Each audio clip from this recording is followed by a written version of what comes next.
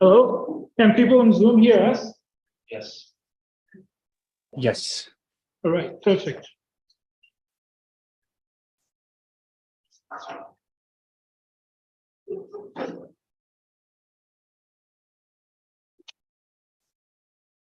All right, I think we are ready to start. So welcome to the second lecture in this course, Seminar in Computer Architecture. So for those watching us on YouTube, welcome to this lecture. We will have almost every week a lecture at the same time. So for today, we will talk about a new topic and showing the importance of how multidisciplinary fields can benefit also from computer architecture, how you build new algorithms, how you build hardware accelerator, whether it's FPGA, GPU, multi-core processor, or it could be just new paradigm. For example, processing in memory, processing near memory, processing storage and cache, whatever you like, whatever you could benefit more from energy efficiency or high speed, you could work on some important topics that benefit our health, for example. Let's see how, basically. I think some of the connections.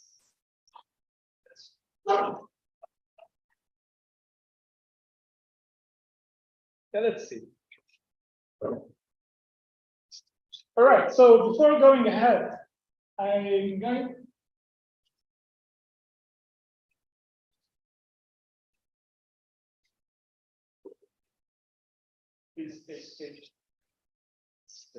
All right, so this is one of the best position paper that we wrote about this topic for beginners or advanced people who would like to see areas for accelerating or for improvement. So that is the best paper I would recommend for you to read. It can give you a full overview on multi-steps in genome analysis and what are the gaps that we still cannot solve. What are the things that you can work on as your thesis, for example, or semester project, and so on. And you'll see many of the materials covered in this talk coming from that paper. Okay, so as we are talking about genome analysis, so it will be best to define what is genome before we start.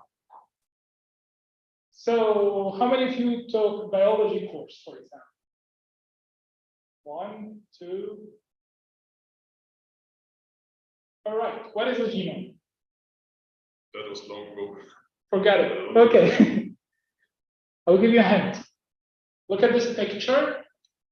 What do you see? What is the difference between all those people?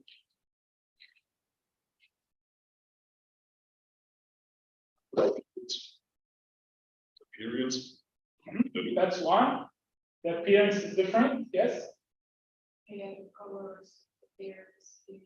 Excellent. So we'll see. Okay. Things will be better to fix it, but meanwhile, we'll see everything different, right? So we have hair color, skin color, the body mass, even the shape, probably eye color, maybe we can see it, here green, here brown, black, and so on. So all of those.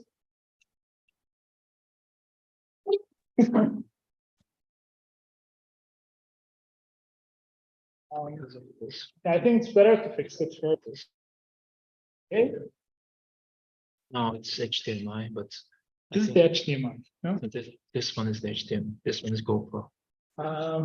We have 7 goals.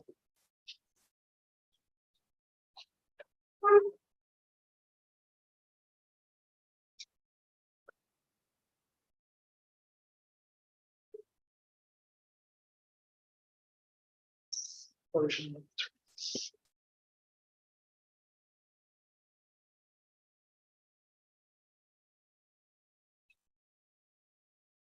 That will be better to fix it now rather than keep suffering from it throughout the lecture.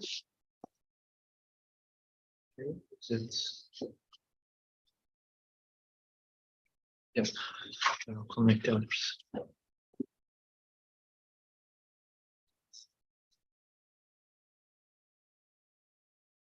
I hope people, we just disconnected the microphone.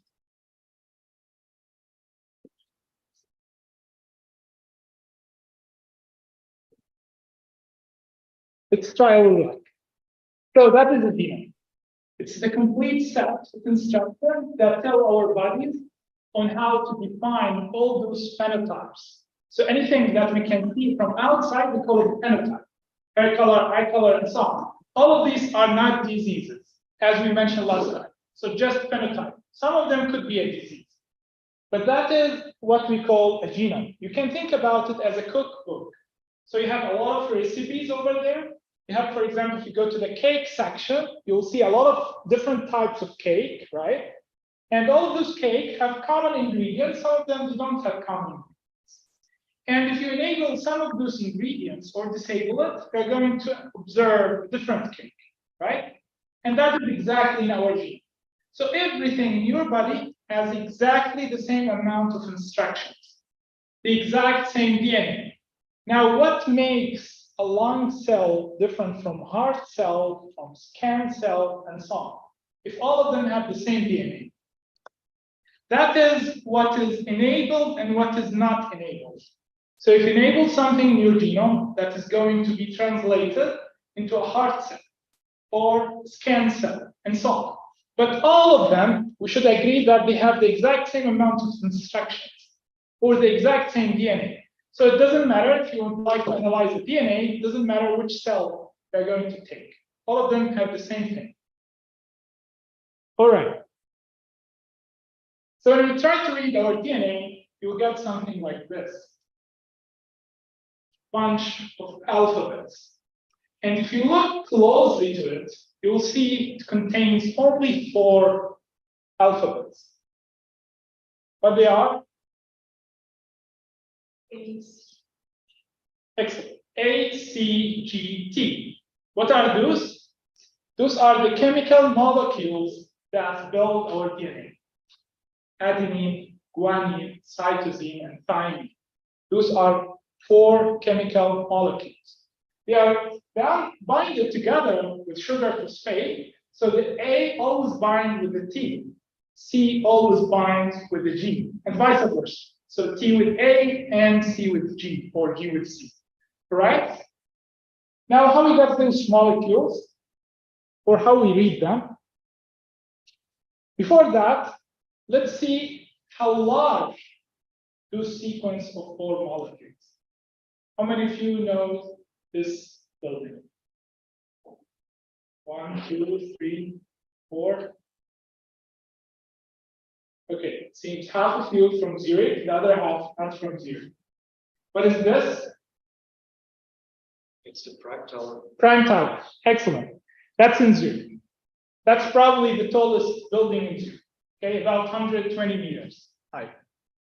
Now, what do you think? If we print our DNA on A4 pages, stack it on top of each other with very small margin, very small font size, let's say 10 points of font size.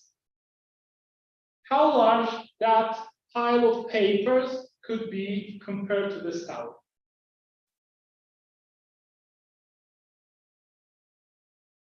Almost the same. That might give you an indication of how large our DNA could be. Okay? All right, now let's see variety of all those species, different species. So we were talking about the human genome, but every other species, they have their own genome, either as RNA or DNA. Okay? Now that little virus has small DNA or small RNA or small genome, and it's just a few kilobases. Now this bacteria, E. coli bacteria, which can get infected by this guy, has few million characters in their DNA or in their genome.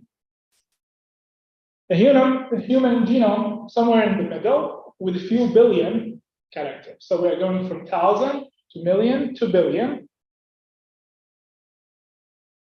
Now this red onion, yes, plants have their own genome, right? That's how they get evolved over time. It's 5x what we have in the human. And this Japanese flower, among the one with the largest genome ever, about 50x larger than what we have in human. So you can see once we move to fruits, plants, things got complicated, right? We are talking about single individual now. How about talking about very large farm? When you collect samples from many trees, try to analyze it and see what kind of disease you have. Okay, now let's go back to our topic, how we analyze a gene. Before we accelerate something, we need to understand how we do the thing so that we do it efficiently. Ultimately, we would like to get a genetic sample from whatever. It could be ocean, soil, human body, fruits, and so on. Try to get this sequence of the 4 molecules that we just saw. So the sequence of 4 molecules is something unique. So if you alter anything in this sequence, replace the A with the T, C with the G, it could result in something, it may not result in other things, right? There are things we call it coding and non-coding genes. So if you change something or you may vary those sequences, it might happen to be translated into a protein that is going to show our phenotypes. And sometimes we call it garbage, but I don't like that because there should be a reason behind anything over there. It's not just a coincidence to have those sequences in the genome. However, until now, with all the advancement in technology, we don't have any machine that gives you the full sequence of your genome. What we have in the market, if you check in US, Switzerland, Europe, wherever you are, you'll get those kits, right? Commercial kits for different purposes. Could be for figuring out what disease you have, or what is your origin, your father coming from here, your mother from there, and so on. And you will take a swab and send it back to the company. Why you send it back to the company? Because you don't have the capabilities to read what you have in the sample. So they have a specific machine to do that for you, which we call it a sequencing machine. And that sequencing machine, as you can guess from the name, it tries to give you the full sequence of your genome. But as I said, we don't have until now any single machine that can read your full genome. Those are 3 major sequencing companies. This is Oxford Nanopore, PacBio, and Alone, right? They have different specs, different costs, different sizes as well. This is well known for portability. This is well known for very large size. And this is well known for throughput, very high throughput of generating data. Now, regardless of the machine that we are going to use, all of them, they have something common, that they give you what we call reads. And reads is a subsequence of your DNA. So they are able to read particular pieces of your DNA very high throughput, even randomly. And due to the mechanism all of them use, they lose the information about their order and the location. We don't know which piece is coming from which piece or which location for your genome. So you just get randomly subsequences from everywhere. And now the challenge is how you can connect them back, all of them, to build back your genome. So how many of you like solving puzzles? 1, 2, 3, 4, 5, 6, 7. Okay. So you could think about it as solving the puzzle. So those are the pieces that we got from the sequencing machine. This is something predefined that we have it back and we keep it. And then whenever we got those reads from the machine, we said, okay, let's get this as a reference picture. And then we are going to connect all those pieces based on the reference picture and build back the genome. And that's exactly what we do in real life. So hopefully all of us agree that we don't have such machine that give you the full genome. We need to build back this in a puzzle solving way. Now, we were talking about 3 sequencing technology, along in Nanopore and PacBio, but there are many more. There are Chinese companies, BGI, for example, and there are other companies, but those are among the very famous technologies. So the Nanopore is standing here. It's well known for providing very long reads. Those are subsequences from our genome, but the accuracy is very low. That is like within the last 5 years, but recently within this year, we have a new type called duplex reads, which is something very accurate. We have the backbio, a newer technology of them called Hi-Fi, high fidelity reads, which is not that long as in Nanopore, but very accurate. And we have the Illumina, which is very short. We will say very short means somewhere around 100. This is around 20 to 30,000 long. This could be really varied from 100 all the way to 2 million, 2.2 exactly million long subsequences. But all of this give you the exact same length, which is 100, fixed length of reads. All right, so now let's see the full picture. So you collect the sample, you send it to the lab. There's a technician in the lab going to do what we call a library preparation, adding some molecules to your DNA, or first isolated, because there are plasma, there are white cells, and so on. Going to remove all of those from the sample, then add some molecules, and then shred the DNA. After shredding the DNA, forget the chopped DNA, they send it to the sequencing machine. And now the sequencing machine can read these subsequences. So I told you that the sequencer do the chopping thing, but in fact, we do the chopping ourselves. So we have to pre-process the sample and chop those DNA into pieces, and then send it to the machine. If you are curious about why we do that, why not just give the full DNA over there? So we talk about in the paper I mentioned in the very first slide, but in short, until now we cannot build enzymes that can last for long. Those enzymes will help us to sequence each DNA molecules. And I'm going to show you an example from one of the technology, how we do the sequencing, or actually how we do it ourselves. So we have one of the sequencing machines that give you some raw sequencing data. That is something not readable. If readable, it's not understandable. And then we do what we call a base calling step that convert whatever raw sequencing data we got into the ACGT sequence that you saw in the previous slide. All right? Hopefully this is clear. That is the full picture of how we do sequencing or how we read our DNA. Now, what you got here in the analysis, everything after sequencing starts to be computational. Everything before sequencing and within the sequencing, it's not computational. It's mostly wet lab. So you have to be present physically with the machine, add some molecules, wait for a couple of times, wait for the protocol that is mentioned, the library preparation, and so on. And for us, as in Safari or at TTH, we are focusing mostly around the computational aspect, right? Okay, so yes. When the slide where you had the puzzle, and I don't understand how can we know what's the solution. Excellent. I have a slide for that. Just give me a few minutes. I will jump into that directly. All right. So we have those three sequencing technology, and we said each technology is really fundamentally different, and they generate different row sequencing data. This is pictures, this is squiggle or amplitude, electrical current, and this is video. Video and picture, they are the same, right? Those are multiple frames within a second, and those like static pictures. All right. So now I have those real one.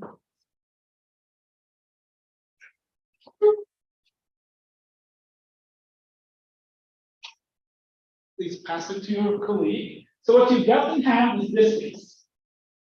That's what we call a flow cell. And this is something very expensive. So you can check the price of the recent one. It's about $900. Just this piece. And that is not the sequencing machine. That is only the disposable piece that's going to throw away after the sequencing. And the sequencer is this guy, the USB stick over there. And this is the flow cell where you stack on top of it. Right? So this is what you have is the flow cell only, and you need to get this MinION device. It costs about $1,000, not big deal. But what you need to pay for is this guy, the flow cell. Every time you need to do sequencing, you need to pay for the flow cell plus some reagents that you need for the library preparation. So it costs you about $1,500 if you are going to do the sequencing yourself. If you're going to ask someone to do it as a service, then it costs about $2,000 to get the sequencing data. Now, if you are reading very large genome, you might need 2 flow cells, or 4, or 6, right? Depends what you're looking for. So the cost can really be very high.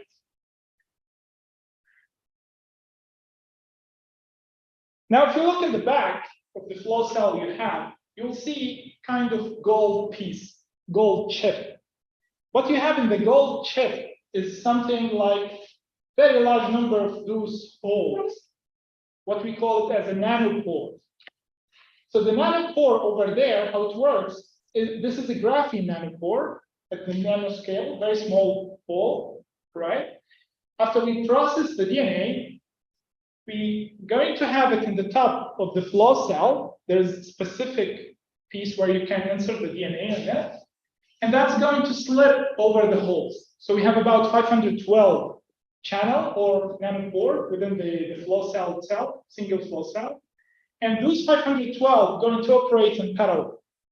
And each DNA molecule is going to slip through one of those holes, right?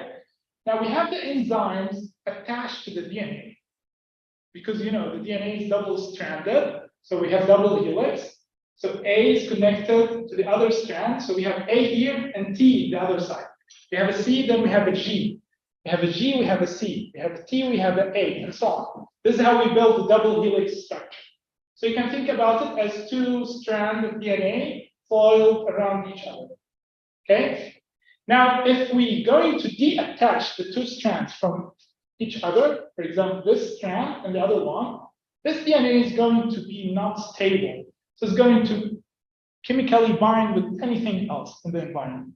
That's why we attach to it an enzyme. And this enzyme has a lifetime. So this lifetime cannot last for very long. That's why we need to chop the DNA into short segments. This short is relative. It could be 100 characters or it could be 1,000,000 characters, as we said, right? Depends on what you are sequencing, which device you're using, which library preparation protocol, and so on. Now, this is a nanopore device. All the story we're talking about, mentioning about the things you have, right? This is flow cell only for nanopore. Different technology, different story. For this technology, what it uses is basically passing the electrical current through the strand that going through the pore, and then we measure the changes in the electrical current. So the electrical current will pass here. You have the DNA passing. The DNA depends on the electrons in the last orbit, going to affect the electrical current. So if we have 2 bonds of hydrogen with A and T, for example, it will be a different effect than what we have in 3 hydrogen bonds. And those effect or different effect that we have between A, C, G, T is going to affect the shape or the amplitude of the electrical current. So here we have a steady electrical current just passing through the DNA, but every time we got different motion here, going to disturb the electrical current over here, right? Now, based on the disturbance we have in the electrical current, we could understand what are the bases within the DNA strand. So we could infer whether this is A, C, G, T, based on some training that we do in advance. So normally after this, we use a very computationally expensive step called base calling that is based on machine learning. So we try to train it for different pieces of those by doing the experiment. So you can do some artificial DNA that you already know. Those are segments of A's, all of them A's. And then let the A's pass through here, electrical current as output, and then you can observe what effect you may have. And based on this information, you can get those training data that you could use to train the network, and then you could ensure what you have. Hopefully this is clear to all of you. That is one of the sequencing technologies. Other sequencing technology like Illumina, they have a picture. So they do the chemical reaction themselves. They know if there's an A here, and I added a T molecules to the sample, and there is a chemical reaction happening, then it means there was an A in the DNA. Because I know I added T myself, and there is no way that the T could bind to something else except A, right? And then they took a picture of the chemical reaction, and there is fluorescent light emitting from the chemical reaction, and based on that, I could know that now there's a chemical reaction happening, right? That's why they produce pictures. Okay, so hopefully that gives you just full overview of the story. If you're interested, you could see the thing in action through this video from Nanopore. So just click on the link. The slides, by the way, it's already uploaded to the website, so you can open it and go through this link maybe later on, of course.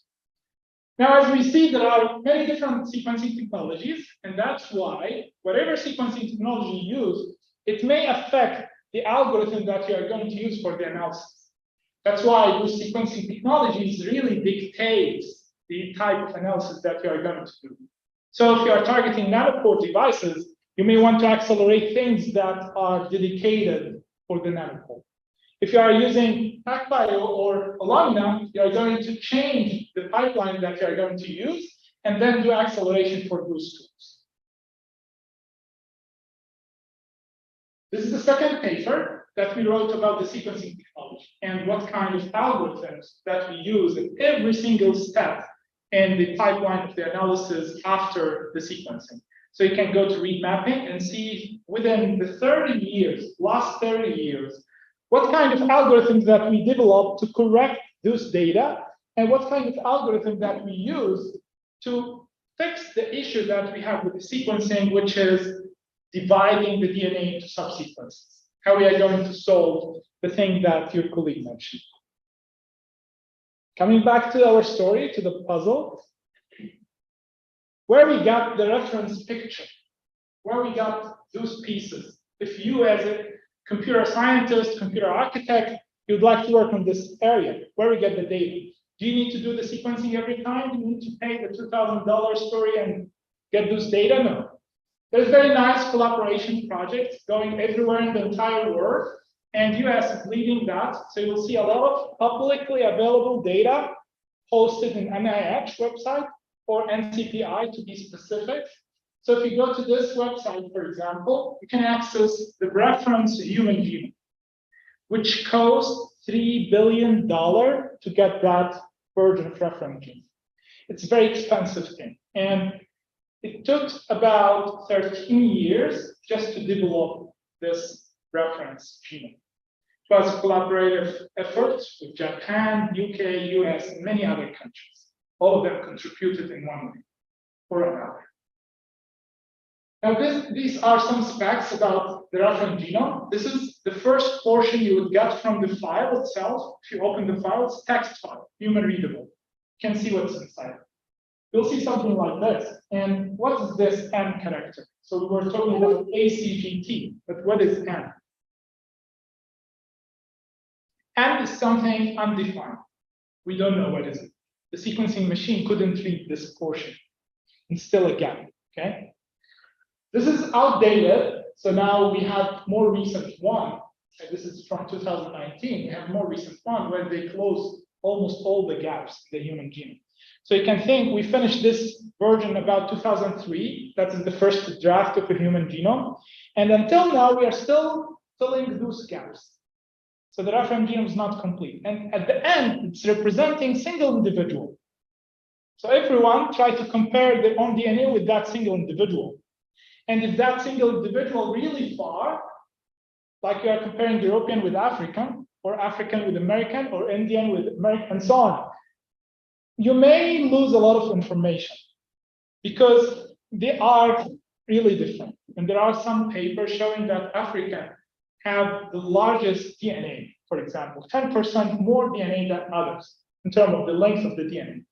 So there are issues that we call them reference bias when we compare to the reference genome. Okay. So although that we have a single reference genome public to everyone, there are a lot of efforts starting to push to have a reference genome for every small population, or at least a population, that to give you an accurate indication, or when you do the comparison, you get meaningful results, right? Now that was for the reference genome. The same story exactly applies to the pieces we got from the sequencing machine, which are the reads, okay? If you go to this website, this is SRA database where it hosts only sequencing data, the data you got from sequencing machine. It's not reference, okay? So they are defined by an accession number. This accession number is unique. So if you are going to read a paper about this topic, you will see in data availability section that they use this kind of data. Then they give you the accession number. Then you need to copy paste this accession number to the SRA and you will get the data directly. So you can click over here and you will download the data. Okay, the FASTQ file. Now finally, we are going to answer the question of your code. How we do the puzzle solving thing in action, real life, how we do it. So this is a portion of the reference genome. That file we downloaded from CPI. And this is a portion of the FASTQ file or the reads we got from the sequencing machine. Now the FASTQ file, which are the reads, every read has 4 lines. And the read is only located in the second line. This is an ID identifier. This is the read itself. This is again, you can ignore. In the recent files, we have only the plus sign. You won't type this entire thing because just repeating this, they're going to waste the size of the file.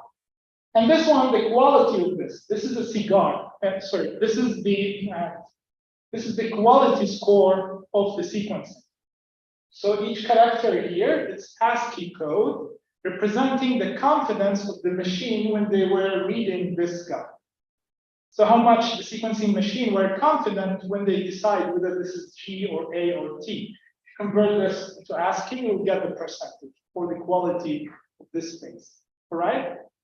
Now for the FASTA file, it's more simpler. So we don't have such thing because we don't have quality. We build the sequence ourselves. So it has only the ID, and then the rest is the sequence of the chromosome. All right? Now how we do the comparison. So when you have a book, right? You want to read any book, right? You have an index in the first few pages that's going to tell you if you are interested in this topic, go to this page. Right? So you don't have to go fetch all pages to find that topic, right? And we do exactly the same thing. We don't scan over the entire file, but rather we try to build an index first. Because this could be very huge. As we said, the human genome is about 3 billion characters. So we took pieces, could be systematic way, it could be randomly, it could be any other algorithm. There are a large number of algorithms how you can pick those subsequences from the reference genome. And then you could index them. You could build a hash table out of all those very small pieces. Save it somewhere, because you are going to use it later on. Think about the hospital. They're going to analyze maybe hundreds or thousands of individuals every day. So they build that hash table, they keep it aside. Whenever they got a new patient, they directly go to the FASTQ file, do the exact same method as they did to the reference genome, and then they extract those pieces, and they try to query the hash table, the index. Do I have the blue piece somewhere else? Yes, here and there. Do I have the green? Yes, here. Do I have the red? Here and there. Now, the second step, they said, if in the read or the input sequence I got from the patient, the order of those pieces was blue, green, red, then it makes sense to have the exact same order in the reference genome. Then I'm going to reduce the search space from the occurrence of all those pieces to only those appear in the same order, which are these 3 pieces, the blue, green, red, right? Okay. So now I got some idea about where I could find this piece. which is located around this line in the reference. And now it's easy for me to compare the full sequence with the full sequence over there, then try to infer what are the differences. And then if I know this individual has those diseases, then I could have a clear idea about what caused those diseases. There's a question. Yes. They ask, how can we identify disease? All right. So I have a slide for that. Yes, please. What if I can pick like a set of characters that's not the one that's in the hash that Excellent. That's a good point. Yeah, this is a real challenge that we face normally. That's why there are lots of algorithms on how you pick those subsequences. So some algorithms show better sensitivity. The thing you mentioned, we call it sensitivity. So if I pick something, how I can guarantee that it exists in the reference? Assume it already exists. The full sequence assume already exists in the reference genome. How I pick those subsequences such that I can detect them. So that's why in real life, I don't pick 3 only, because think about 2 million long sequence. I'm going to pick a lot of subsequences. By the way, we call those as seed or k-mer, where k represents the length. So if the length here is 10, we call it 10-mer, 12-mer, and so on. So those seeds, you're going to pick maybe thousands of them. And it's really hard to believe that you are going to miss all of them, or 50% of them. There should be some of them exactly match what we have over. All right. So there are a lot of tools, a lot of algorithms how you can pick those subsequences or seeds from the sequence. Some of them from our group, some of them developed by other research groups, some of them really seminal, very old. The others are very recent. And all of them result in very different behavior, very different hash table size, for example. The index size would be different. Could be very huge if you are going to pick a lot of them, right? Could be very small if you're going to pick something. Now, this is a very hot topic for research. There are a lot of research papers about just this specific topic. You could develop different data structure to index all those seeds. You could develop your own method, how you pick those seeds. If you don't want to get a continuous segment of character, for example, you could get one character and leave the other. So every other character you're going to consider. There are really different ways. All right, so after you figure out the sequence where to compare from the reference genome, so this is the read, this is the sequence in the reference genome, and this the seed that you already indexed in the hash table. And you need to verify the things between every 2 seeds. So you already ensure that this and this exactly match the corresponding sequence, right? But you are not sure about what is in between. Could be matching, maybe just noise or different, right? So it's totally different.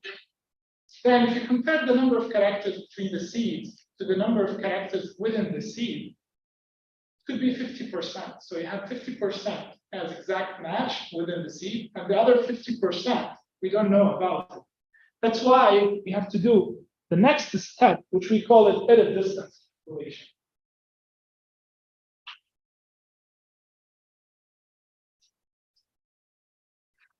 Better, so endless noise. All right, so we calculate what we call edit distance. And edit distance is a metric to define the differences between 2 sequences. So if I have a sequence and I have another sequence, I want a metric that tells me whether those 2 are similar or not similar, right? And that's what we call edit distance. How many of you heard about edit distance? Perfect. Almost everyone. Levenstein distance? No one. They are the same thing, but the penalty for the insertion deletion is always 1. Okay? Now, since all of you know what's edit distance, I'm going to go through this example very quickly.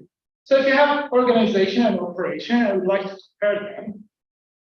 How many differences, how many similarities between them?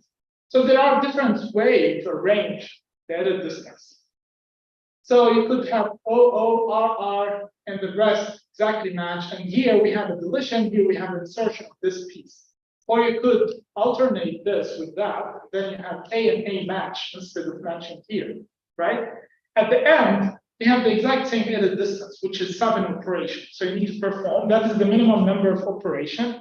You could perform on this or on that, such that this will be exactly the same as that, right? This is the edit distance definition.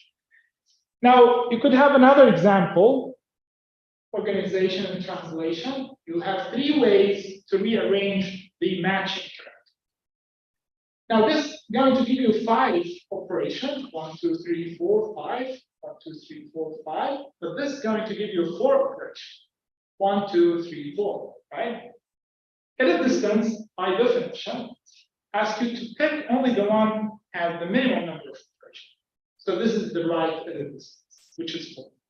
Now we calculate this normally using dynamic programming method. How many of you know what is dynamic programming? Almost everyone. Perfect. This kind of class I like. All right, so I'm not going to explain again what is dynamic programming, but for those who know, it's normally operated quadratic, right? It's a very expensive thing to build, especially when the 2 sequences are very large. We are going to build a table that is the number of rows and number of columns equal to the sequences that we are using, right? It could be very large. Think about 2 million by 2 million table that we are going to fill sequentially. That's why we have performance bottleneck. This is the sequencing machine. It's bottled in the analysis. So the sequencing machine is very capable. It's customized machine just built to do sequencing. Doesn't know anything except sequence. It's very dedicated, right? Give you high throughput. But the machine we use for the analysis, normally general purpose computer, right? It does everything, almost all operations. That's why it's very slow. And that is for single human genome. We need 32 CPU hours, assuming such a machine.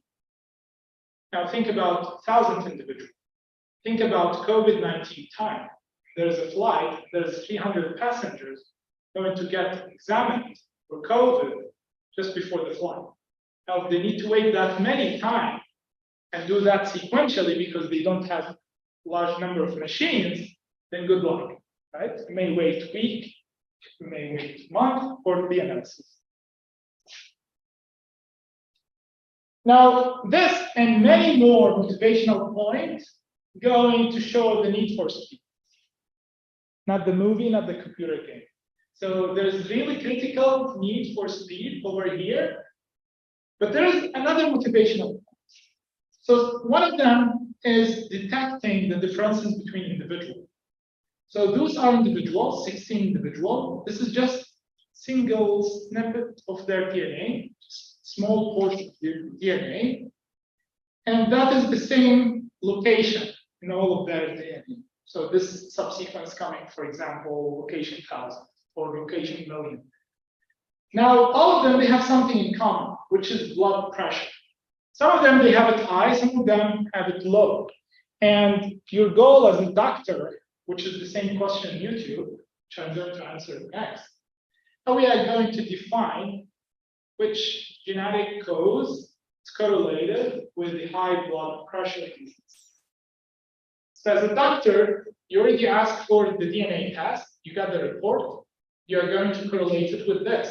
And all of you are smart people, you look to the report, you look to the blood pressure, and then you need to correlate. How many of you know the cause for that, given only those 2 information, this and this? What do you think? What is the cause for the high blood pressure? Is it alphabet A, C, G, T, and where? Yes. C. Excellent. So C looks like correlated with the high blood pressure, right? Because everything else is exactly the same. If you look at this SNP2, which is single nucleotide polymorphism, it means single character change in your DNA. Sounds like really random. There's no strong correlation between the blood pressure and this value. So it could be anything, right? That's why your colleague said SNP1 sounds more correlated with this. With the T, you always have low blood pressure. With the C, you always have high blood pressure, right? And this is exactly what doctor does. So that was a single nucleotide polymorphism example, but this way more complex example. So think about those. Autism, for example, caused by a deletion of 500,000 characters from chromosome 16. Think about the complexity of this, how you can compare two genomes with this much of deletion. Now with this, the opposite disease, we have duplication, not deletion. Duplication of the exact same amount in the same chromosome. Obesity and underweight, exact same thing. They are the opposite thing. We have here deletion of this, but here we have duplication. And this is the paper discovering that. So if you're interested, just copy this second line everywhere. Google, you'll get the paper mentioning that. All right? Now, again, back to the question we got on YouTube. This is a real example. Go to this link. This is a database called OpenSNP, Open Single Nucleotide Polymorphism, and they already record all the discoveries they have. So they already record what exact location your DNA and what cause of disease could be. So you'll get this page if you open this link directly, which is the name of the SNP, which chromosome, which location, and the evidence. And then what is exactly the evidence is. So at that location, if you have a T coming from the father, T coming from the mother, it means you have 20 to 25% of a chance to get better after treatment. But if you have a C coming from your mother, it means in your DNA, because the chromosomes pair, right? One strand coming from your mother and coming from the father, right? That is in your DNA, which already passed from one generation to another. So if you have a C in that location and a C from the father in your DNA, then your chance to get better is really high. So 80% to get better after treatment. What does that mean? In simple English, it means the same medication might not work for two individuals, the same thing, right? You might get better, but the other individual may not, right? And that is if the cause of the disease is genetic. Could be some other causes. But if that is correlated to your DNA, then this is what we call personalized medicine. So they have to prescribe medication for you that fits your DNA. That's why some hospitals in the UK, for example, for any critically ill infant, they are going to directly do the DNA test without asking you anything. Directly, the first thing to do as part of the protocol is to do the DNA test. That's for infants. Because they have very short time to continue their life. There's a very high chance that they may not make it. All right, with that is said, there are a lot of examples about doing personalized medicine and how you do the DNA test, how much time and cost could save by doing the DNA test and know the genetic cause directly and then prescribe the medication. I think we have enough of this. This is the thing in the UK, starting from 2019, all the infants started getting the DNA test as the first thing in the hospital. So now think about the workload. So a single hospital needs to have a huge cluster to be able to process all those workloads every day. That's again another example. Let's skip those. This is something else, totally different story. Now we are not talking about individual and reading DNA, but rather we're interested or curious to know what kind of species exist in Zurich Hauptbahnhof, for example, or in a train. Very crowded train, we want to know what kind of bacteria viruses we have on board. That's a very important question. Normally government or public health agencies try to do that very often, very frequently. So that is different methodology, but it's again, very expensive step to do. There's a paper published in Nature about that, how you can do the analysis very quickly. And you can think about the amount of cores, processing cores you need to do the analysis.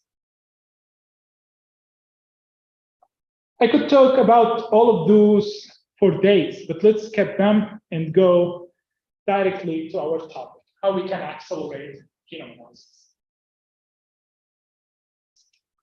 Before accelerating something, you would like to know exactly what is the bottleneck so that you go into relax the operation over there and improve it, right?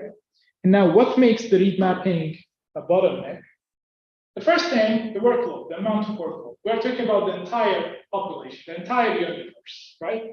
And within that universe, there are a lot of things, not only us as a human, but there are many things, right? And even in outer space. So it's not about the Earth only. The story still holds that the sequencing machine is very dedicated, very specialized, but the computer is general purpose. And what's wrong with the general purpose computer? The sequencing technology is going to dictate what kind of step you are going to include. And you can see those are the entire pipeline until you detect the SNP, which we call it variant calling. After this step, you are going to know what exactly the cause for the disease. So you need to perform all this operation after the sequencing so that you can know. And the problem depends on the sequencing technology you are using. This is Illumina, this is ONT, this is PacBio.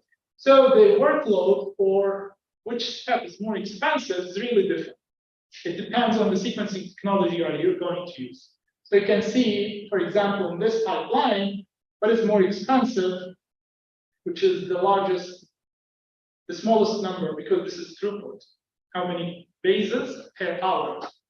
So the smallest one is read mapping. Then read mapping is the most expensive step in that. In this pipeline, sounds the most expensive one first, second, third. So we have variant calling, and base calling, and read mapping, and so on. So that is another challenge. Now, the general purpose computer, as you know from computer architecture, design, that they follow the Neumann model, which is a very old model, 1945, which is going to split the memory and the storage from the computation.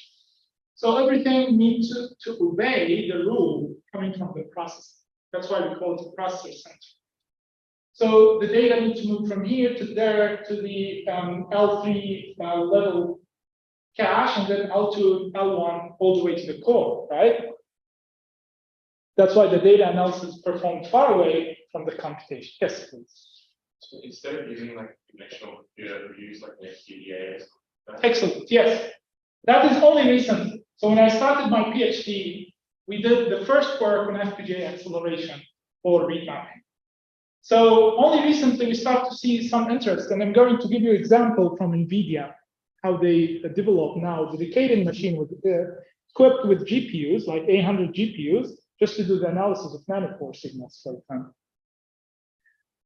All right, what is wrong with following the Neumann model, which is something great, it's not bad, right? But for the genomic case, it's not doing well. Why is that? Because there's a huge data movement between the different components, also within the sequencing machine itself, and that accounts for 40 to 62% of the total energy of the system, right? That's something huge. If you get a read mapper, in this case, we pick Minimap2, which is one of the most widely used read mapper. What's the read mapper? It is the same thing that I was explaining when you have the FASTQ and the reference genome. You pick those seeds and you save them in the hash table, and then you try to look for these pieces in the hash table and then perform the distance. That entire story is called read mapping, which is Minimap2. Now, when we do profiling to that story, we see that most of the time is spent in edit distance calculation, which is KSW2 over here. Plus seed chaining, because seed chaining, it means I'm going to link those seeds. Once I figure out which region is the reference, I find those pieces stacked next to each other, right? I'm going to link them so that I shorten the distance to calculate edit distance. Because I said edit distance is going to be calculated between every two pieces, right? Now this gap, I could extend it more. I could link the nearby seeds. If this is close to this seed, then I'm going to link it and make them one seed. This way, no need to do edit distance in between. That is if they are very close to each other. If they are very far, I have to do edit distance for them. Okay? That is where most of the time it's spent. But also sorting the seed and seed chaining involves querying the memory, because I have the hash table stored in the main memory, if it fits, of course. And I'm going to access the main memory every time I get seed. So for every seed, I'm going to do a memory request. So you can think about the computationally how expensive and also memory boundness, because I have a lot of memory requests to access the main memory device. Now, there is a theoretical paper saying that you cannot do better in terms of computational time if you want to calculate the distance. So it always has to be quadratic, cannot be solved in sub-quadratic time. All right? Regardless if we trust this paper or not, still the problem is really expensive. And there are a lot of research within the last 30 years just try to optimize the edit distance calculation. Now let's skip this. We already talked about this story in the past, right? In the first lecture. Hopefully you still agree that we need to span the full compute stack if we want to do something efficient in genomics, right? We already went through this example last lecture on the importance of using software optimization as well as hardware optimization. One more thing here, when you use different programming languages to read a genomic file that is FASTQ, which is the read you got from the sequencing machine, you can see the time to just access that file using different programming languages. So in C is about 1.4 seconds. In Python, it's about 20x more, right? Or 10 or so, maybe 15. Now, with different languages, you can see it really varies. That is just reading the file. Okay, the I/O cost of reading that file. So that without optimizing any operation or something like that. So it's really important also to choose the programming language wisely before you operate on this huge amount of data. Okay, now we start explaining some papers from our group on how we accelerate genomes. So please pay attention. Okay, ready? Are you awake? Maybe I can open the door again.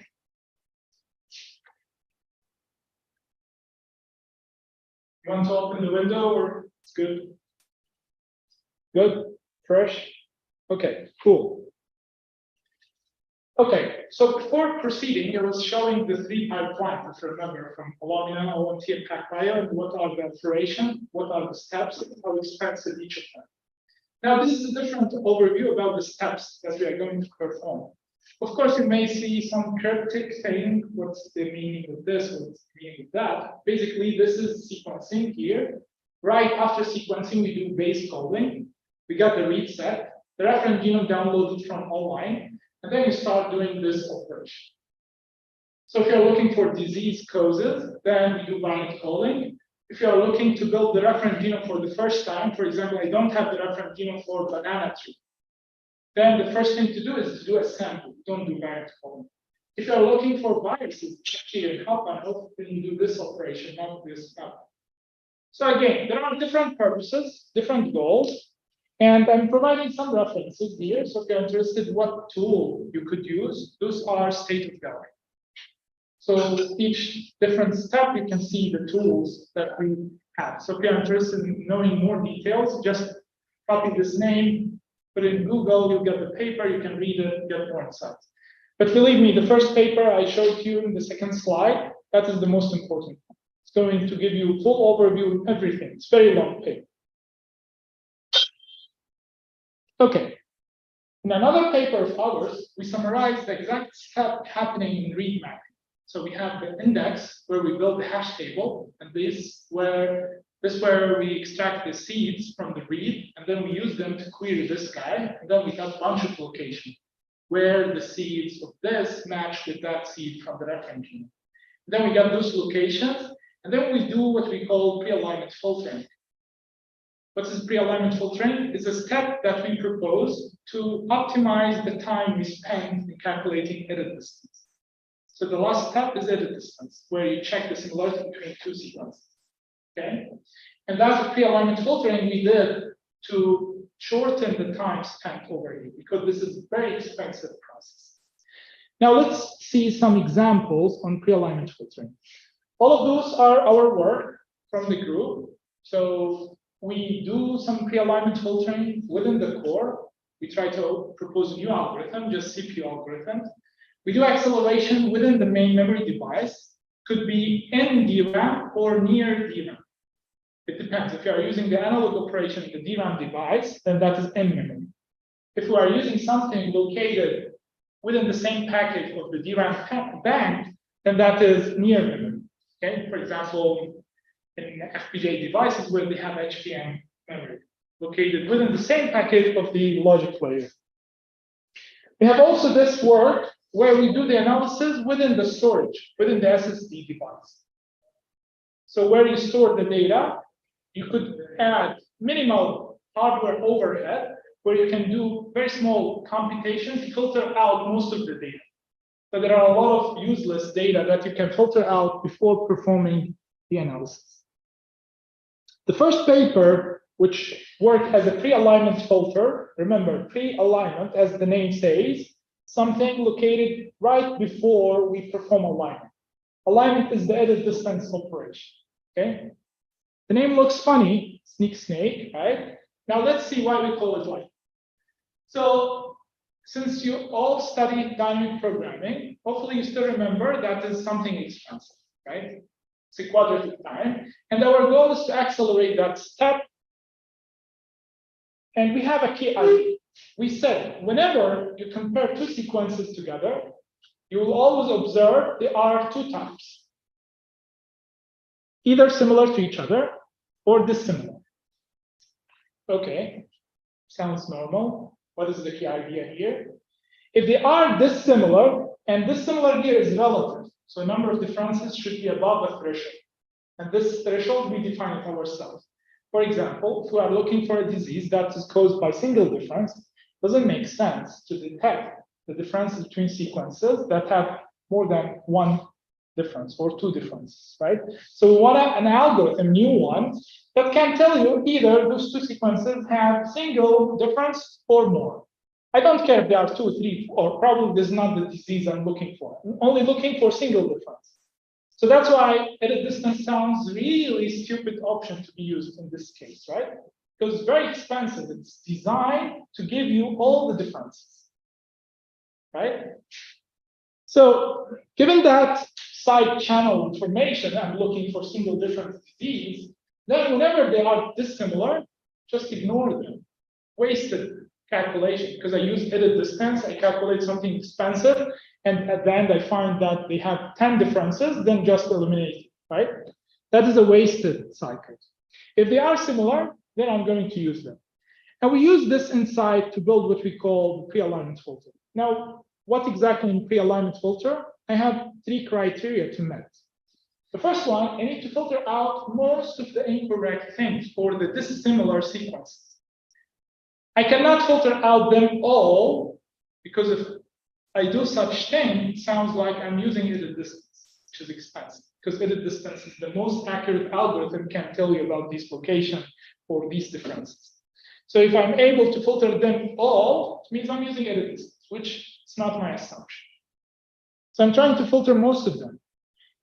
What is more important is to preserve all the correct, all the similar ones, all those sequences that have one difference or less. I need to maintain them. If my algorithm remove them or reject them, that's very bad filtering. What is equally important to do that very quickly. Otherwise, my goal to optimize edit distance calculation is not there. Okay, now let's jump into snake. Hopefully you already now know the context, what we are looking for. We are looking to detect the sequences that have less number of edits than a threshold. When we build the dynamic programming table, and thank you that you already know it, so I don't have to explain what is dynamic programming, but basically you have a table, and whenever you compare a sequence to another sequence, you have entries over there, right? And then you do back tracing to the table so that you can recognize what are these differences and where they are. If the two sequences are similar, we observe that you have the matches around the main diagonal. So if the two sequences are similar, again, the matches in the table, they will be scattered around the main diagonal. Of course, there will be some deviation from the main diagonal, like here, shift another diagonal, and so on, then here shift. But still, overall, all scattered around the main diagonal, right? And we said this is very similar to find shortest path. So in VLSI chip, we have also the same problem, which we call single NAT routing problem. What's a single NAT routing problem? This is a VLSI chip. You have in all electronics, right? You have IOs around the chip. It could be in two-sided or four-sided IOs, right? If you dissect the chip, you'll get something like that. This is the exact same chip, and you have components on the chip. Now, your goal is to find shortest path going from one leg to another leg in the chip. So, for example, I have input signal here. I want to detour through these things and arrive to this icon. That's a single NAT routing problem. It's very famous in VLSI design. That's the first thing you would do in deciding where to place the ground, the VCC, and so on, right? Now, I call it sneaky snake because I imagine it or I envision it as a snake going through this and trying to find a path for one. And that is exactly similar to the distance problem. How is that? Think by magic, we have that equation, and from that equation, we build this table, which depends on the two sequences that you are comparing with. Okay, so we have different index here, depends on which character you are comparing with which character. So Q is one sequence, R is another sequence. And depends on if those two characters from the two sequences are similar, then we are going to fill it with 0. And if this condition, then 0, 0, otherwise 1. Okay. Now forget about this. Just think by black box. You build this table. This equation is already provided in the snake paper for this. Now we build this table, and we build this for every different two sequences. So whenever we got another two sequences, we need to build this again and again. Okay. Now the goal is to do single NAT routing problem on the two sequences. So we build this table from the two sequences, and we do this small modification. We replace each one with a black box, each 0 with a white box. From this, we go into this. Exactly the same thing. From this, going to this. Why we do that? That is just for easily explaining, right? Because we need to correlate it with the VLSI chip. So think about the black boxes as they are components within the chip, and the white boxes is available path where you can cross over. And your goal is to connect any of those rows to any of those rows. So you want to detour from here, from this point to this point, within a limited number of trials. What are those trials? Those are the number of times where you can bypass an obstacle. So think about a module, the chip, for example, this guy. And if you want to jump from here to there, because you have to connect the wire, right? That will lose you one trial.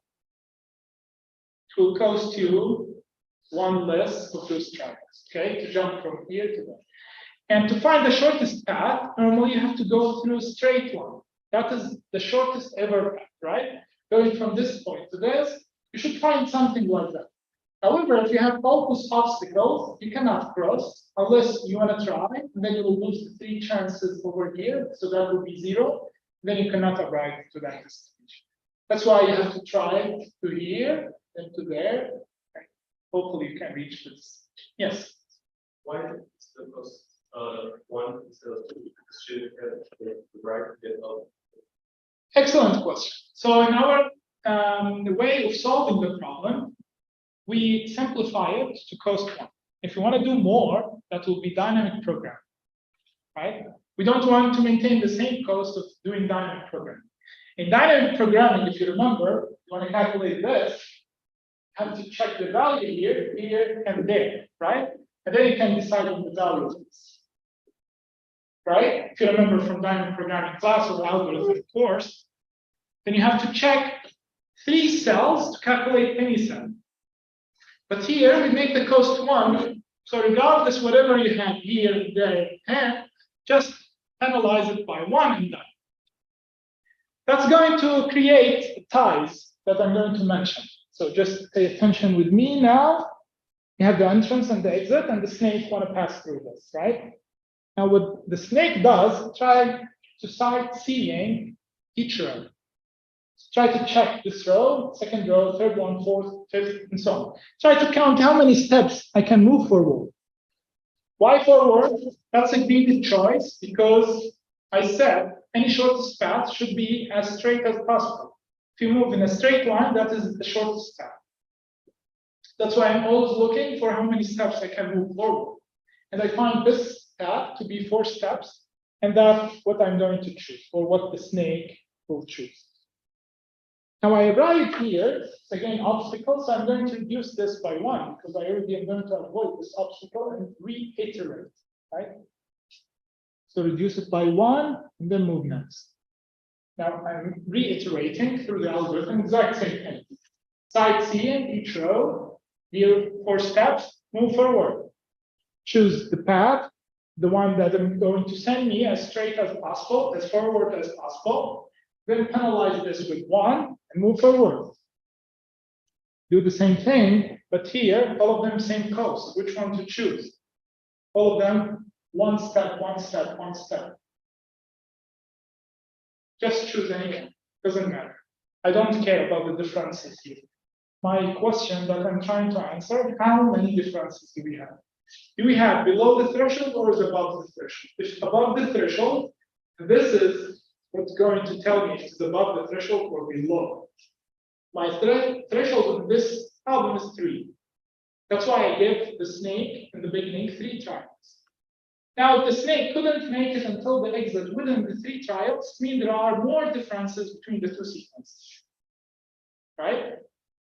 Because each difference is an obstacle. That's why it caused this path to be splitted over here, and then cause the matches to appear here. Because if you remember in the beginning, we said when the character equaled the character, then we put 0 in that table. So the white path, it means it exactly match in those 4 characters. And here exactly match those 4 characters, here exactly match, and so on. Okay? Now the snake will arrive after that. I already mentioned that you can choose anything, right? As long as they are the minimum number of steps you can move, so just move forward. And then the snake will arrive here. Now we need to reduce this by 1 because I passed this obstacle over here, then I need to reduce 1. Now I could terminate only when I arrive at the destination or no more trials over here. Now you could say how much you save by doing snake versus dynamic programming, right? So in fact, we don't build this table. So I was telling you that there was an equation to build the table, but in fact, we don't build it. What we do this on the fly. This is the exact same thing as in the table, but more optimized version. So exactly same thing. Okay? How we build this? The snake, whenever check the first row and find an obstacle, there's no need to continue calculating. Just stop calculating, move to the next row, to the third row, so on. Until you find a white path, right? Keep calculating until you reach an obstacle. Stop, move next.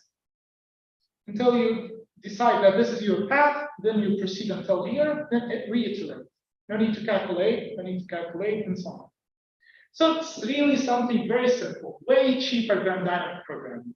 That's why we implemented in C code, just C, no AVX acceleration, no SIMD, and so on. And it's way faster than the edit distance algorithm. We implement this on FPGA, we implement it in GPU, and these are the speed up that you get per to dynamic programming. That is one of the algorithms that we developed here in our group. Okay.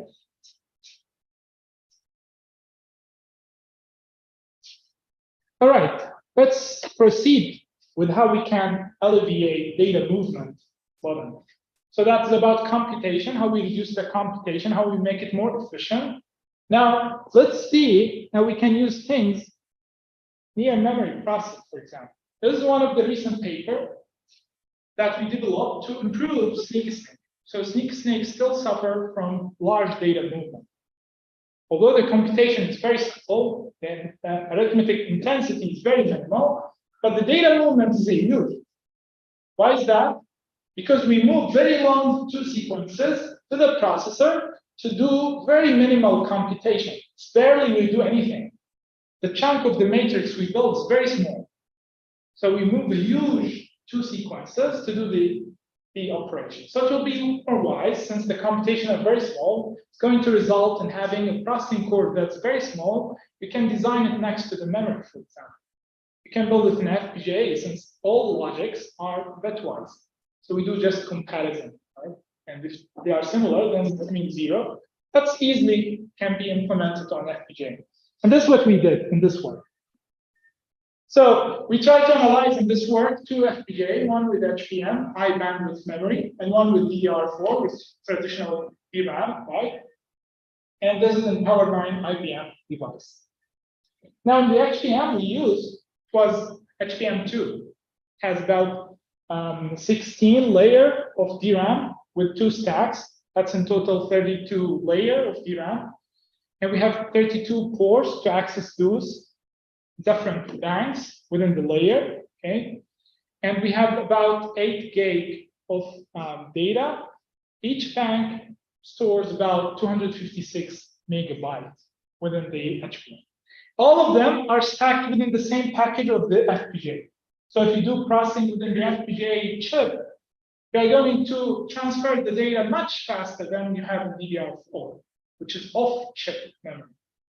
That is within the same package, so the interconnect between the HBM and the FPGA are very short, and with very high throughput as well, which give us a lot of access to the main memory, so we can scale the number of processing elements. So this is the DDR4, the blue line. You cannot scale beyond 4, because we already saturate the bandwidth. Cannot feed more data to the FPGA. But with the HBM, we can feed up to 12 processing elements, more sequences, where each of those processing elements can perform snake separately. And that's going to benefit also the energy efficiency, just because we reduce the data movement. We do the processing next to the main memory itself. Sorry, I hope you can see the slides. I may cover some of them. Maybe you want to move somewhere else. All right. That is the paper if you're interested. We have a lot of videos on it. We have the paper as usual. We have the source code, and we have the paper posted on our archive. So you don't need to pay to access the paper. You can access it freely from preprints. That was Snake. And now let's move to a grand folder. So I'm moving quickly because I'm trying to give you as much as possible ideas. I assume all of you are good in FPGA programming or GPU or some aspects of hardware acceleration. So I'm trying to just give you more ideas. What are the things that you can do? And at the same time, what are the things that we are doing ourselves here at ETH? Each of those is really large project. We've been spending like 12 months on each of those until we publish a paper out. Okay? But at the same time, we have a video on each paper. Very long talk, just dedicated for one of those papers. So if you're interested, you could check the link normally attached at the end of the thing. Now, this is what we call a Graham filter, is another pre-alignment filter. Everything we were talking about in the previous slides was snake, now something else, something different. What we are trying to target here, 3D stacked memory. In this device, we have multiple layers of DRAM. We have a single layer of logic layer. That is one architecture. Of course, you could come up with different architecture where we have different logic layers. You have 2 or 3, right? If the constraints allows for that, if the area and the power budget and so on. But this is one of the architecture we have in HMC, in HBM, and so on, which we have one logic layer, regardless if it's FPGA or something else, where you can configure it to do calculation, where you access all those banks in the DRAM, and a bank is an array of cells. And you can access those cells in a row fashion. So the row buffer is going to fetch one of the row, then try to connect it through the TSVs, which are VS, right? Very high speed connections, where you can access the data in the logic layer and do the operation. Okay? Now, it's very nice to make the algorithm aware about the hardware that you are going to use. If you simply port an algorithm to FPGA, it may not provide you the benefits that you are looking for. And this is what we did in Gremfilter. We said, remember, we have multiple banks. Those banks can access rows, and we want to do the parallelism as high as possible. We want to increase the parallelism where we access the data in the rows. So you need first to play with the data layout, how you fit the data within those columns or rows, right, within the bank. And then you can, based on the layout, you design your accelerator and the logic layer. Now, one idea we said, this is the genome, the reference genome. We want to check, forget about the hash table, we want to delete it, just remove a hash table. We want to build our own data structure that can access the entire reference genome in the same time. So we said, let's extract bins, overlapping bins from the entire reference genome. What each bin represents all possible values of enumerating a seed of length 5. So we have a seed of length 5 and all possible enumeration of it. So we have here 4 possible characters to the power 5, right? So 4 to the power 5 will give you the length of the bin over here, or the bit factor. Whenever we have this seed exist in this bin, the first one, and we are going to record 1 over there. Whenever we have AAAC, which exists over here, then we record 1. But we don't have AAAG anywhere in bin 1, so we have 0. And we continue doing the same thing until we fill the entire bit vector. Now, this bit vector is representing this entire area, while it's very cost efficient, right? Yes? If you have replications, does it count if it's... No, that's a very good question. It does not count the occurrence of that seed. I don't care if it appears 5 times, 10 times, I record it as 1 time. But if I have only 2 sequences, I'm not going to be able to reproduce it. Excellent. So remember that I'm always looking for very similar sequences. So I don't care if the seed appears many times, but I care if that seed is missing. If that seed doesn't appear at all, it means the 2 sequences are very different, right? So given that in mind, this is how we design. Now, of course, someone can tell me why we pick 5 and not picking 10. Why the camera length is 5? Yes, you could do that. Then the bit vector will be longer because you need to enumerate all values. Then 4 to the power 10, something huge. Now it's a matter whether you can fit that in a bank or not. So there is always trade-off, and which you need to study. What is the optimal size? How about 4? About 3? And also remember the accuracy thing. So that's a very important point. The thing you mentioned is the accuracy, right? You may not be able to detect whether they are similar or not, just because of that. Now, we designed a bit vector, which represents this portion, but we also designed many other vectors. So each of those regions represented by a different vector and so on. Now we store all of these within the bank. Now, how we store them? Do we store them row-wise, column-wise, vertically, horizontally, and so on? We decided to store them vertically within each column in the bank. Why is that?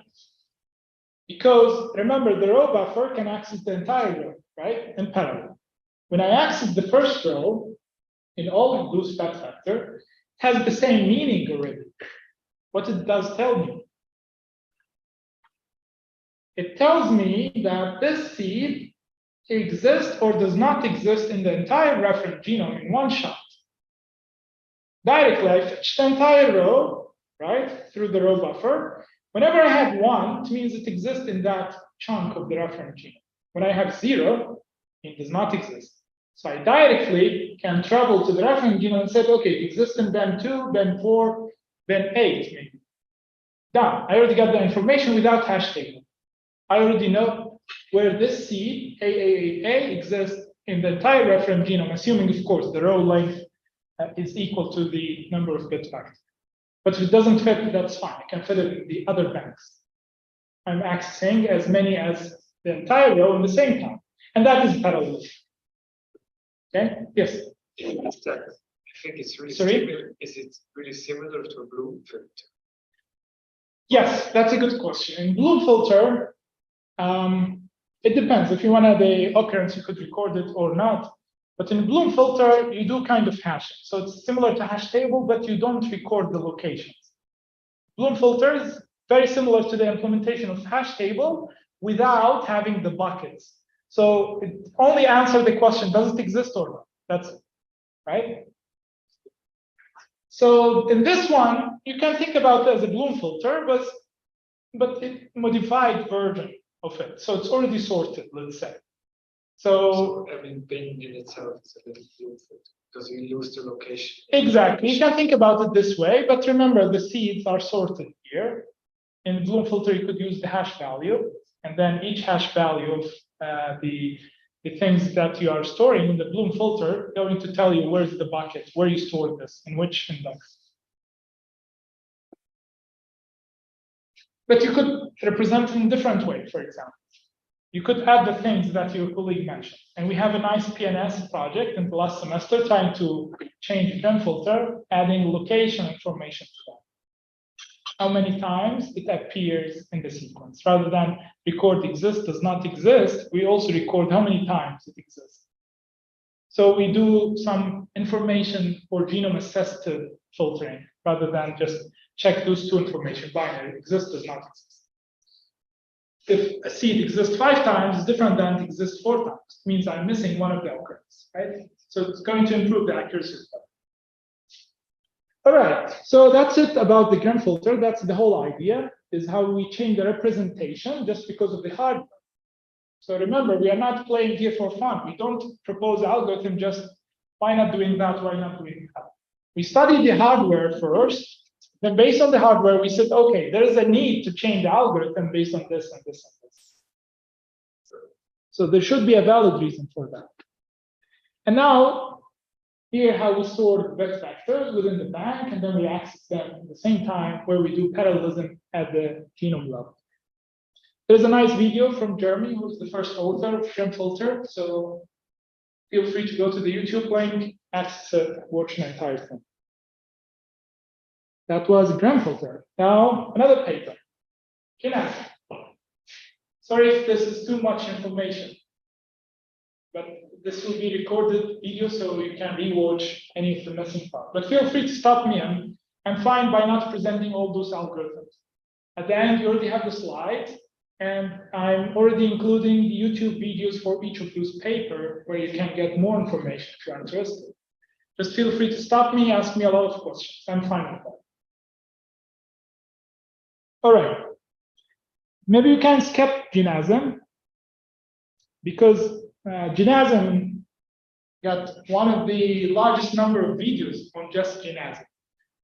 Because Dama was very active in explaining the algorithm. She's the lady who proposing Genome. So you'll see a lot of videos over there for that. So I'm going to skip Genome and explain more recent ones. But there is Joel, who was with us sitting here last lecture, not you, another guy, Joel from our group, who's also improving upon Genome. So I'm going to ask you to watch his video, very recent one, within last semester, to know more how you can improve Genome using GPU and some algorithm optimization. Okay. Whatever accelerator we did, as long as it requires moving the data from the main device to another device, regardless if it's a CPU, FPGA, GPU, it's still bottlenecked by data, for sure.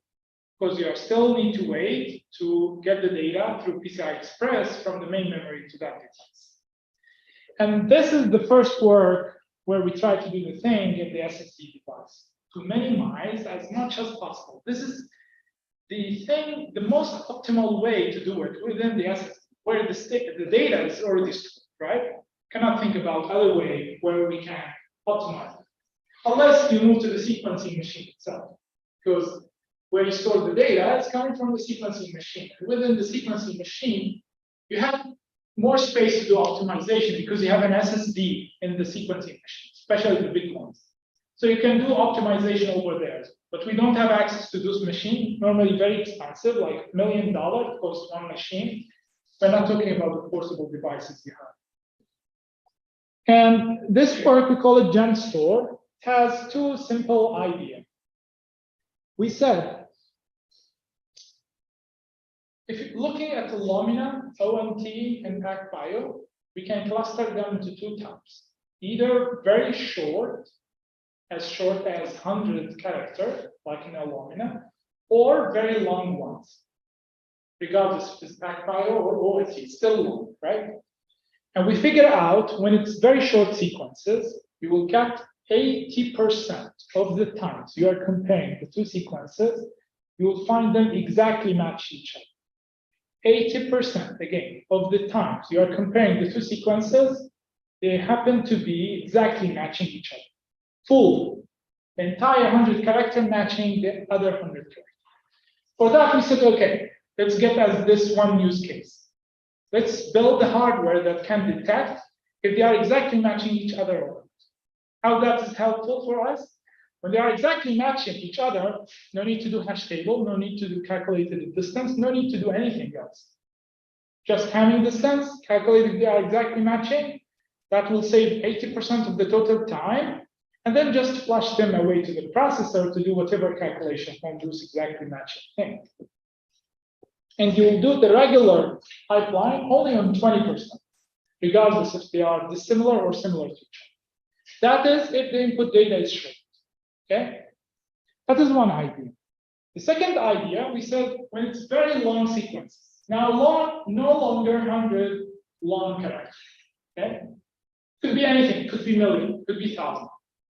By the way, for the first one, we built a huge hash table where one seed is 100 long. So the entire read is hashed, not subsequences.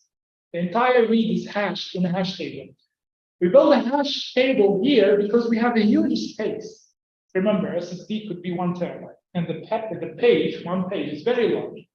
So you can divide the hash table over pages and access this page very quickly, but you need to sort it. You need to access this hash table while it's sorted, because you don't have control over writes as in DRAM. So you can access the entire page, then sequentially look through with a very small hardware that you add to the SSD. So there is an overhead added to the SSD. In the second case, we said, okay, now we cannot hash the entire read because it could be 1 million long. So let's do the regular way.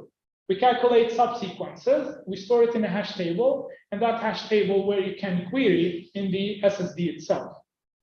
Now, if there are not enough number of match seed, then this read probably is a noise, just delete. No need to move it from here to there, and then figure out that this read is distant.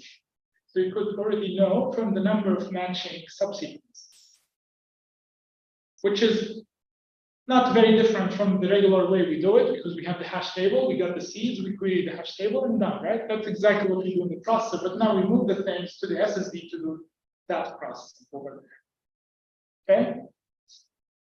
So by just knowing additional metadata, like as we did over here, we already know that there are two types of data, exactly matching short ones, or non-exactly matching very long ones. Based on that, we build our own hardware accelerator. And that gives us good benefits. So it's not really high, but think about how much we optimize, how much we eliminate by doing the things within the SSD device. Okay?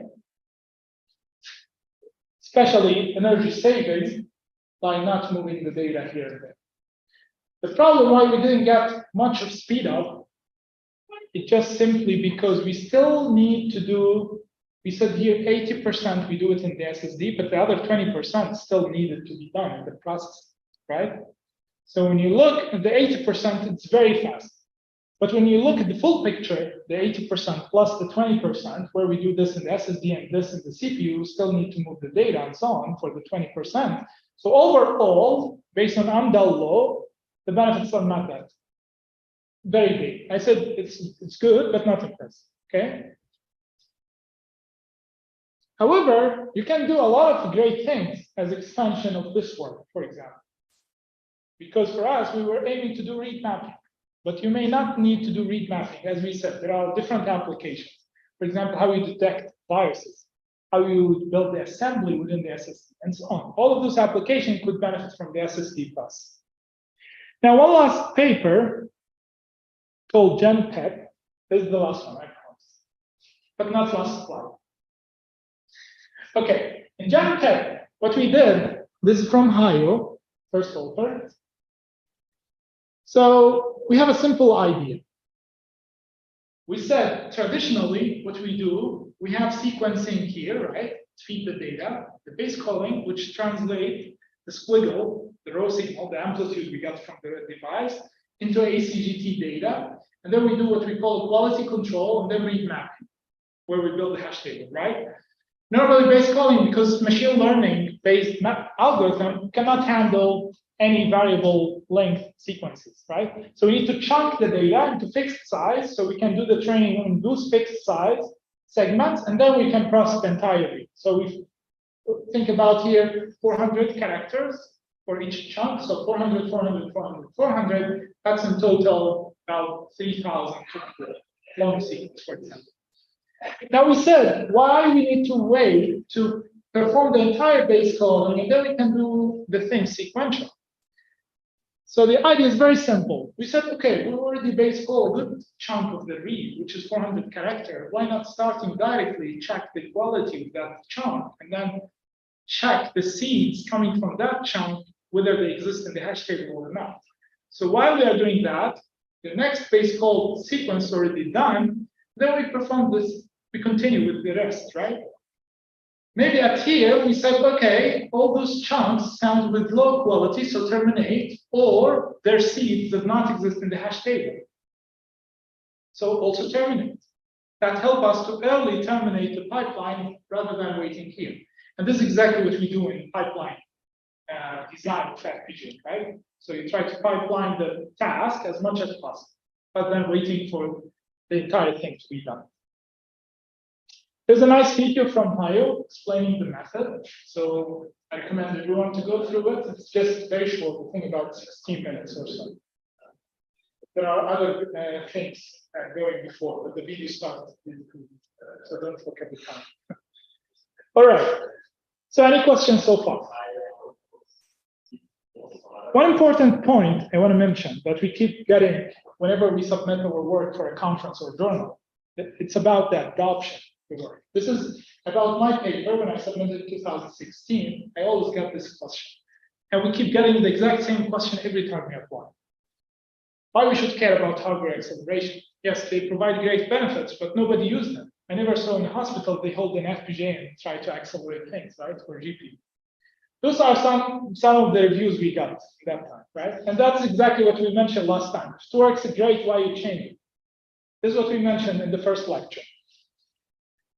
I already attached our response to that guy, so you can see it over 2 slides. But in short, we said anything new, you need some time to adopt it, right? You need to build infrastructure, train the staff for that, and so on, right? And I provide a lot of examples where there are startups just focusing on FPGA acceleration of those steps. Now benefiting millions of dollars just by building accelerators, and then they sell them to the biotechnology companies. In that time, there was no company solid product. For example, the things we got from NVIDIA. So that message we got in 2016, we were the first to build something around that. But then directly, NVIDIA jumped in. This is Dragon, another startup, where Illumina bought that company, and then start using their technology in their own sequencing machine. So they have the FPGA cards now within the sequencing machine, where they do the analysis. This is not NVIDIA, but the next one is NVIDIA. This is Paraprex.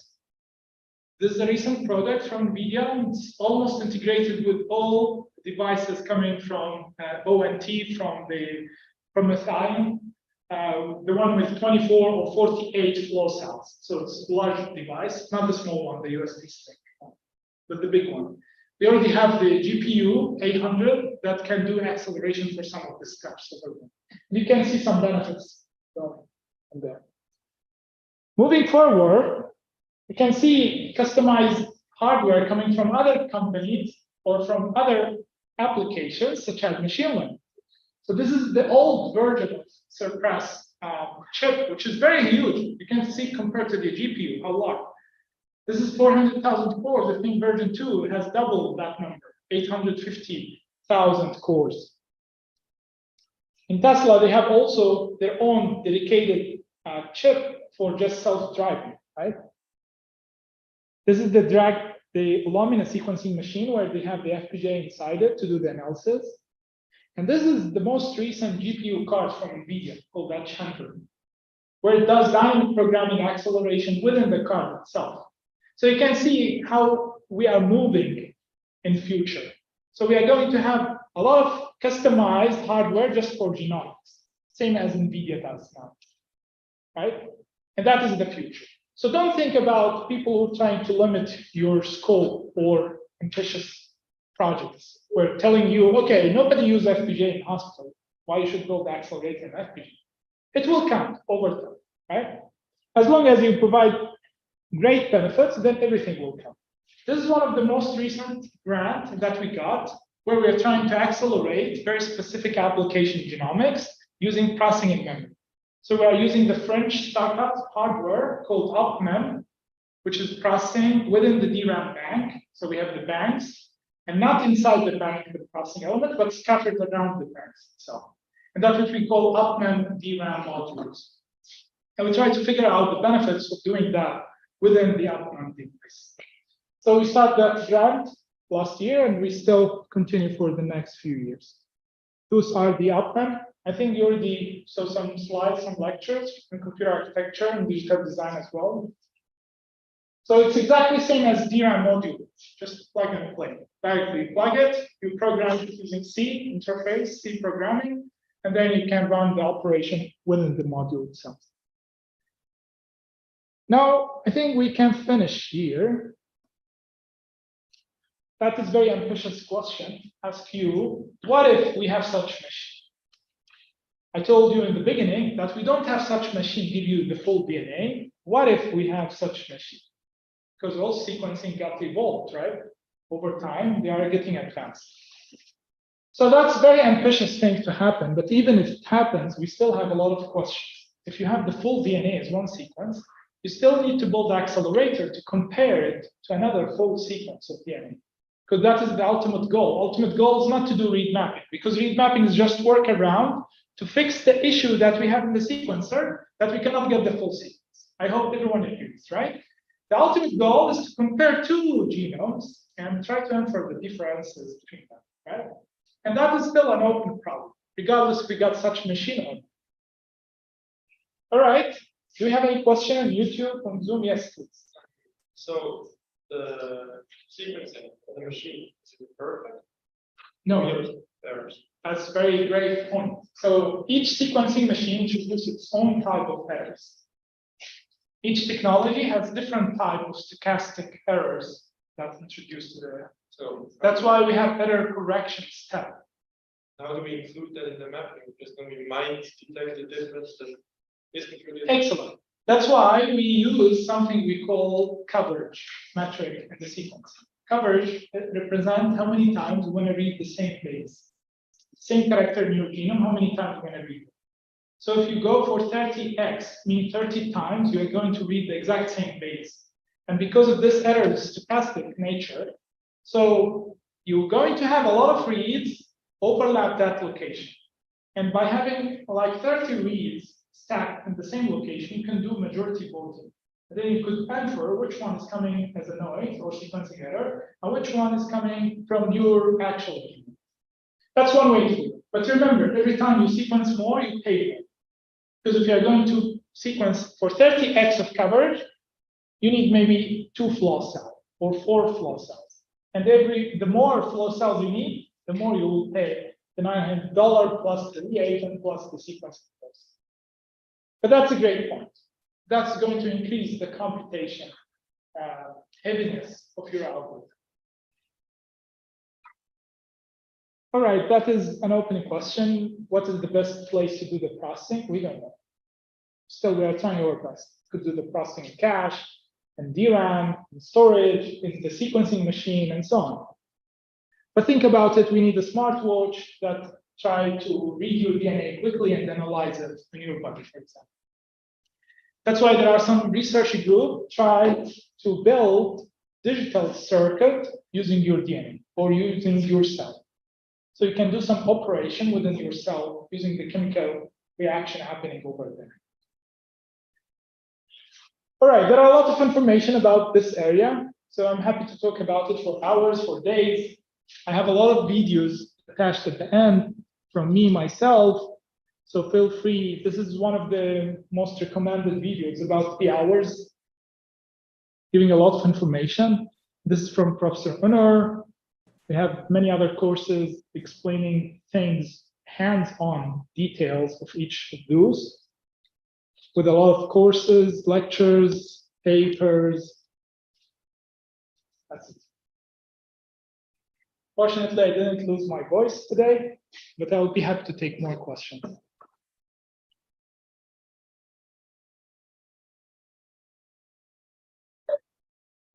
Hungry? For dinner? Right.